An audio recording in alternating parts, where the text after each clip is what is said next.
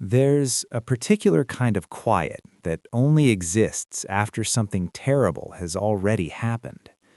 Not the quiet before a storm, not the held breath of anticipation. This is the quiet after, the silence that has already absorbed the screaming and kept going. The kind of stillness that doesn't mean peace. It means that peace was tried and failed, and what survived has had to learn to live inside the wreckage. Heavenly Delusion opens in that silence. Two worlds run parallel to each other from the very first scene. One is soft, warm, and enclosed, a sprawling facility where children live, learn, and grow in a hermetically sealed world they cannot see beyond. They have teachers, routines, meals, games. They seem, by almost every measure, safe. The other world is the opposite. Open sky, broken roads, collapsed cities, and something hunting in the ruins. Two travelers moving through a country that has already ended. The show doesn't explain how these worlds connect. It doesn't tell you whether one is the future of the other, or the past, or something stranger. It just holds them side by side and asks you to sit with the discomfort of not knowing. And what's remarkable is that the discomfort doesn't feel like frustration. It feels like understanding something true. Because the real world, in moments of genuine tragedy, doesn't explain itself either. Things happen in fragments. Connections arrive late or never. And yet, we keep moving. That is the first and most essential thing to understand about Heavenly Delusion as an experience.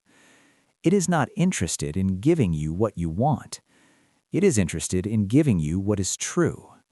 And it has decided, very deliberately, that the most truthful thing it can offer is not resolution. It's texture. The texture of a world broken beyond easy repair. The texture of people who still reach for each other inside that breakage. The texture of hope that has outlived its own reason to exist. If you are willing to sit with that, to let a story earn its weight slowly, the way grief earns its weight slowly, then Heavenly Delusion will do something rare. It will feel, by the end, less like something you watched and more like something you survived. This isn't a puzzle to be solved for the sake of being clever. The confusion serves a deeper emotional purpose. When you don't know where you are or when you are, you start to pay closer attention to the small things. It will show you something difficult, let you sit with it, and then move on without reassuring you that it meant something clean. And the effect of that, accumulated over 13 episodes, is that you begin to feel the weight of the world in a way that more explicit storytelling could never produce. The creatures the show calls Hiruko, the monsters that hunt in this landscape, are handled with the same restraint. They are terrifying not because the show weaponizes them for spectacle, but because they behave according to a logic that is never fully explained. The series builds its tension not through jump scares, but through the slow accumulation of discomfort. It's the feeling of walking into a room and knowing something is terribly wrong, even if you can't see it yet. By refusing to give us easy relief, the show forces us to share the vulnerability of its characters. We are just as lost as they are, and that makes their small moments of safety feel incredibly fragile and incredibly precious. There is a harshness to Heavenly Delusion that can be difficult to stomach. It deals in themes of trauma, identity, and violation with a directness that feels almost clinical. But it never feels exploitative. The world it depicts is broken, and it recognizes that people who live in broken worlds are often forced to do and endure broken things. It refuses to offer us the easy relief of a moral victory.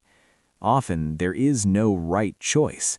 There is only the choice that allows you to see the next sunrise. This honesty is what gives the series its gravity. It doesn't look away when things get ugly. It treats suffering with a somber, quiet respect. It understands that when a person is pushed to their limit, their humanity doesn't disappear, it just changes shape. We see characters navigating grief that they don't have time to process, and wounds that will never truly heal. By refusing to soften its edges, the show earns our trust. When it eventually offers a moment of genuine warmth or connection, it doesn't feel like a scripted beat. It feels like a miracle. To understand why this series is necessary, one must look at the story of Dr. Usami and Hoshio.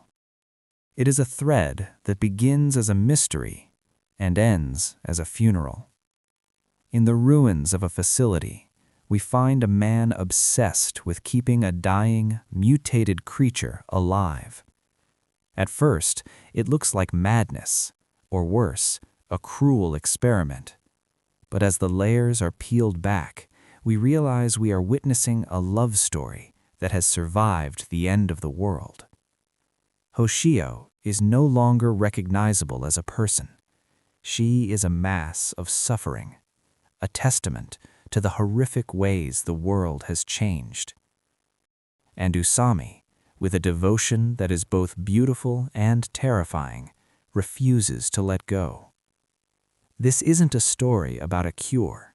There is no hope for a happy ending here. It is an examination of care that exists without the expectation of salvation. It is about the unbearable weight of a promise. When the moment finally comes for them to find peace, it isn't portrayed as a triumph. It is a heavy, somber necessity.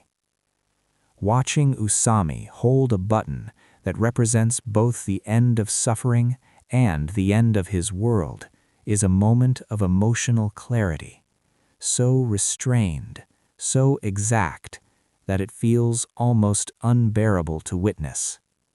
It forces us to ask, what do we owe to the people we love when the world gives us nothing back?